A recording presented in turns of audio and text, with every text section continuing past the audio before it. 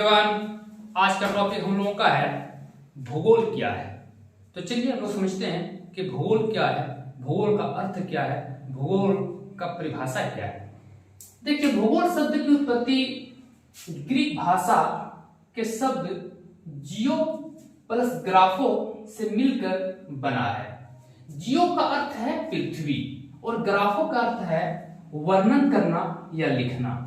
जियो का अर्थ है पृथ्वी और ग्राफो का अर्थ है वर्णन करना या लिखना, जिसका मतलब हुआ पृथ्वी और इसके ऊपर यानी पृथ्वी के ऊपर जो कुछ भी है उसके बारे में लिखना या पृथ्वी का वर्णन करना।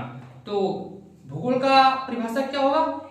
भूगोल का परिभाषा हो गया पृथ्वी और इसके ऊपर जो कुछ भी है उसके बारे में लिखना या पृथ्वी का वर्णन करना ही भूगोल कही जाती है।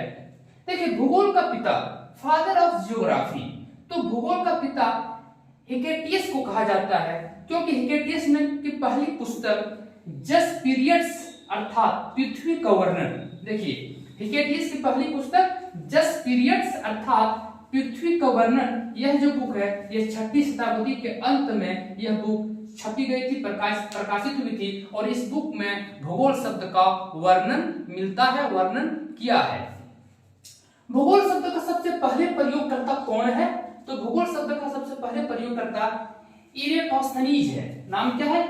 इरेटोस्थनीज है और व्यवस्थित भूगोल का जनक इरेटोस्थनीज को ही माना जाता है। और आधुनिक भूगोल के जनक जो हैं वो हम बोल्ट हैं। आधुनिक भूगोल के जनक किसको माने जाते हैं? हम बोल्ट माने जाते हैं। और भूगोल का जनक या भूगोल के पिता हिकेटियस को ही माना जाता है। तो ये हम लोग का था भूगोल क्या है, भूगोल का परिभाषा क्या है। ठीक।